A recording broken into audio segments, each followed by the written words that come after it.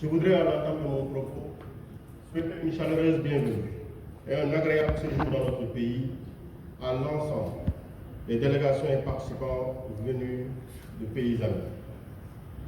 Il me plaît aussi de vous transmettre à vous tous les salutations de son Excellence, M. Bassirou Diomaye Diakhar Faye, président de la République du Sénégal, et du Premier ministre, M. Ousmane Sonko, ainsi que l'ensemble des membres du gouvernement. J'adresse mes sincères remerciements à l'Association sénégalaise pour le développement de l'énergie en Afrique et à l'Association pour le développement de l'énergie en Afrique pour le succès de l'organisation de la 22e édition du Salon international de l'énergie et du pétrole en Afrique de SIEPA. Ces remerciements sont également étendus à l'ensemble des entreprises et institutions ici représentées, mais aussi aux éminentes personnalités qui ont fait le déplacement en vue d'apporter leur contribution à ce grand événement de l'agenda africain sur les problématiques et enjeux actuels de l'énergie. Mesdames et Messieurs, en organisant ce salon dont le thème est l'ère de la production du pétrole et du gaz et de l'accès universel à l'électricité en Afrique, nos partenaires ASDA et ADA viennent une fois de plus poser un jalon important dans la recherche de solutions aux problèmes énergétiques de notre continent. Ils apportent ainsi le soutien à la dynamique des États africains qui, aujourd'hui, explorent toutes les pistes pour trouver les meilleures réponses aux défis qui nous interpellent nous tous, aux pays producteurs de pétrole, d'énergie et de gaz. Et c'est assurément ce que nous sommes en train d'expérimenter et de réussir au Sénégal dans le secteur de l'énergie, grâce au nouveau référentiel de politique économique et sociale Sénégal Vision 2050, qui a érigé notre secteur, le secteur de l'énergie, à la fois comme moteur de croissance et force d'ancrage pour l'édification d'un Sénégal souverain, juste et prospère, ancré dans des valeurs fortes.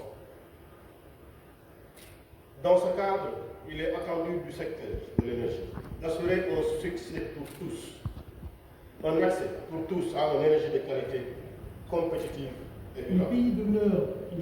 L'enjeu, c'est essentiellement de réduire de manière structurelle le coût de production avec la mise en œuvre de la stratégie Gas to Power qui est déjà en cours avec la conversion des centrales existantes comme Bel-Air, achevée depuis 2022, ainsi que la construction de nouvelles centrales dont West African Energy et Gandon pour une puissance cumulée de 550 MW.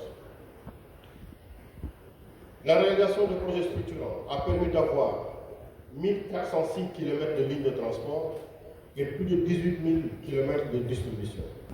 À cela s'ajoutent d'heureuses initiatives dans le haut réseau pour atteindre l'accès universel à l'électricité. Et comme cela a été dit tout à l'heure, il est important de magnifier les efforts significatifs du Sénégal en termes d'amélioration du taux d'accès à l'électricité, qui aujourd'hui est de 98,2% en milieu urbain et de 65,58% en milieu rural, soit un taux moyen de 84,3%, mais faudrait-il aussi, en toute objectivité, le noter, il y a des zones du Sénégal, je parle de la région est et de la région sud, où le taux d'accès avoisine les 30%. Donc tous nos efforts devront être concentrés et accélérés dans cette zone pour permettre à ce que les citoyens qui s'y réveillent aient les mêmes chances et les mêmes droits en termes d'accès à l'énergie et aux mêmes coûts. Mesdames et Messieurs,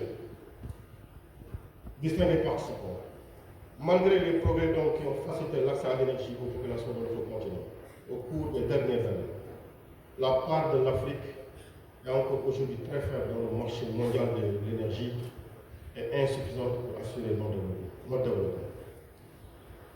Et pour beaucoup d'Africains, l'énergie se limite encore à l'utilisation du bois de chauffe, des déchets organiques ou du pétrole lampant, alors que les ressources pétrolières, gazières et renouvelables de notre continent sont énormes. Et face à ces défis, la valorisation de nos ressources naturelles et l'accroissement des interconnexions de réseaux électriques de nos pays demeurent plus que jamais des enjeux prioritaires. Et je voudrais à ce titre rappeler encore quelques données majeures concernant le secteur de l'énergie en Afrique. Notre continent recèle d'importantes potentialités en pétrole et gaz. Les réserves prouvées africaines de pétrole représentent près de 7,2% des réserves prouvées mondiales et les réserves prouvées de gaz représentent environ 6,9%. Et malgré cette disponibilité de ressources, la consommation domestique de pétrole et surtout de gaz reste faible et les moyens de transformation encore limités. Pourtant, il n'y a pas à désespérer. Nous avons la ressource humaine. Nous avons la compétence. Et aujourd'hui, comme une lame de fond, la volonté de se réapproprier, de transformer localement, d'affirmer la souveraineté énergétique et de rappeler que les ressources appartiennent aux peuples africains est totalement affichée, affirmée au frontispice des murs de notre démocratie.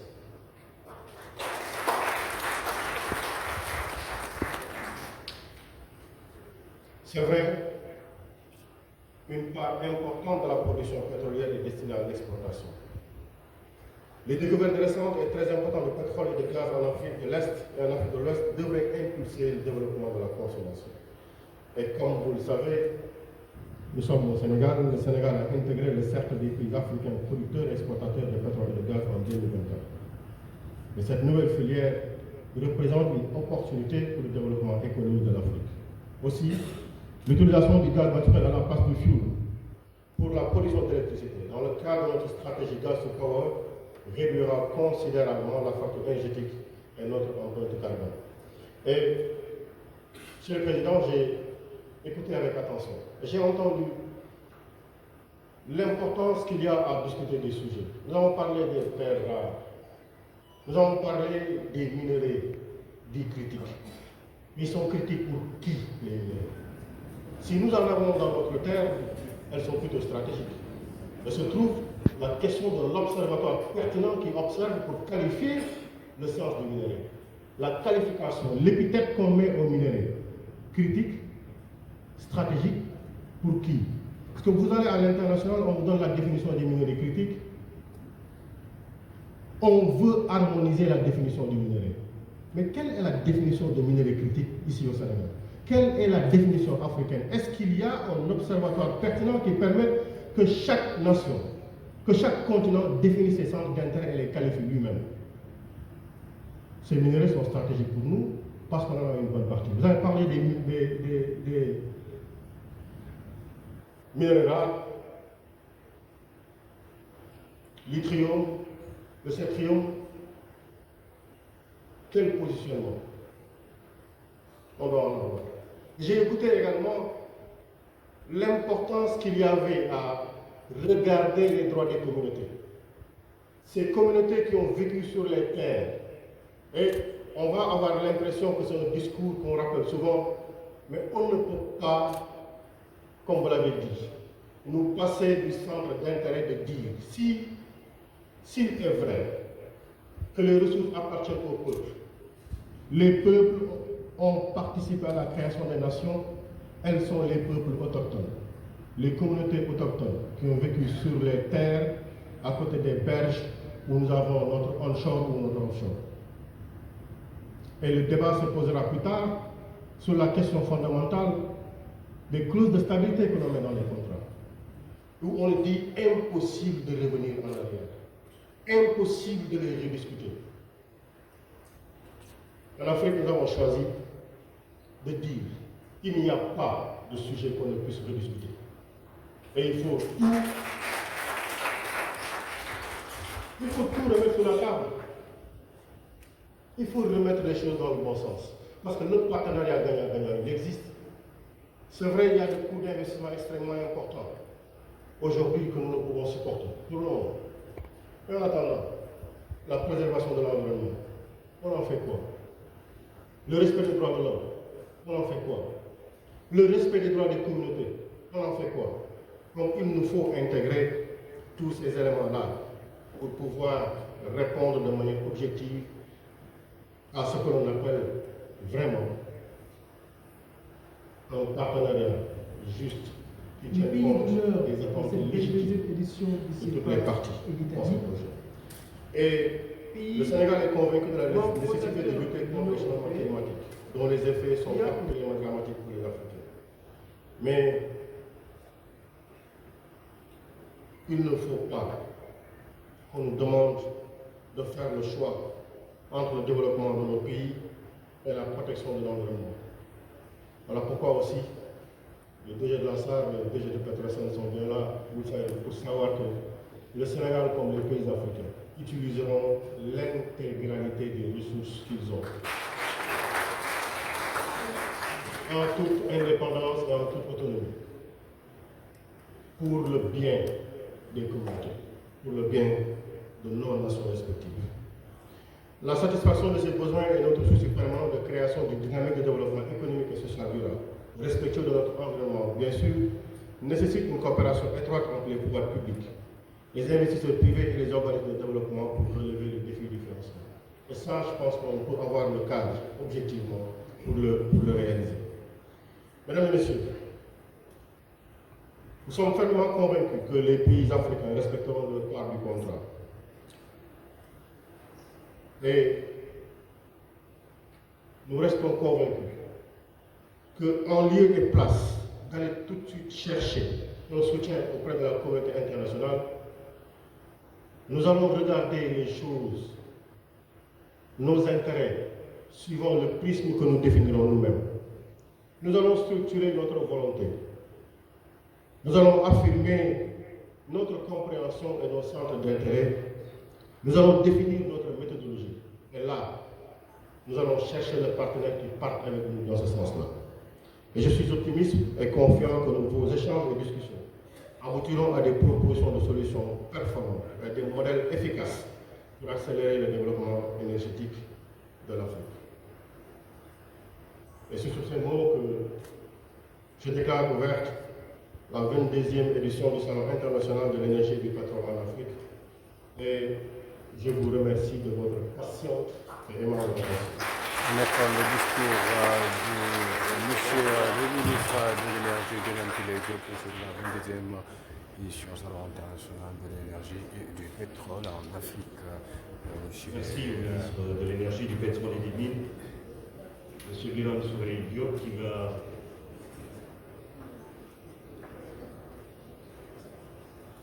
à présent prendre une photo de famille avec le président avant de justement se consacrer à ses autres activités de la journée. Merci à vous tous. Nous allons observer une courte justement, comme Nicolas ici, on était là à la 22e édition Salon international de l'énergie. Monsieur le ministre de l'énergie et du pétrole,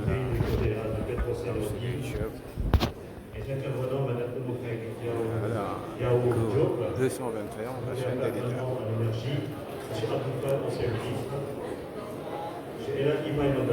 Voilà, on est que la photo de famille sur la 22e édition Salon international de l'énergie et du pétrole en Afrique.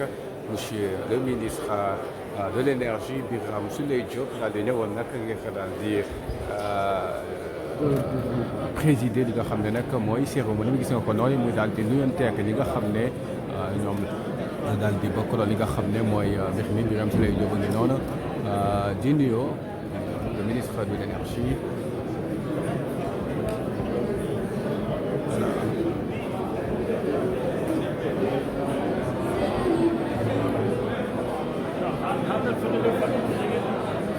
Il a déjà fait. Voilà. On est en direct sur la chaîne des leaders Go 221 avec le journaliste leader Ousmane Niang.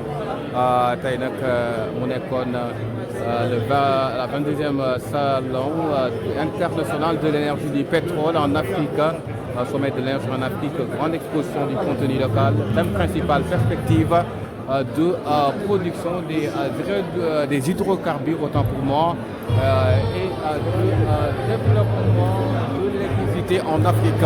voilà mu nekk un événement qui est tellement très intéressant tout ñoom ñëpp nag ñu daal di ñëw teew ci li nga xam ne mooy loolu mu nekk lu am solo ministre bi daal di ñëwoon teew ak ngeen ànd ci ak le journaliste leader Ousmane Niang mu nekk lu am solo loo xam ne ministre bi dégg nga discours am bi mu ko daal di waxee en français nees tañu def ba li nga xam ne nag mooy maanaam électricité bi mu daal di mën a dellu si waat ci askan wi nekk njëriñu askan wi mu nekk lu am solo loo xam ne ministre bi tey daal dina ko wax mu nekk lu am solo ndaxte le Sénégal désormais dafa daal di entrer dans les pays producteurs de pétrole et du gaz mu nekk lu am solo gis nga voilà c'était très bien voilà donc ñu leen di gërëm di leen sant c'était avec le journaliste leader Ousmane Niang merci de vous abonner sur notre chaîne mu nekk lu am solo 22e salon international de l'énergie et du pétrole en Afrique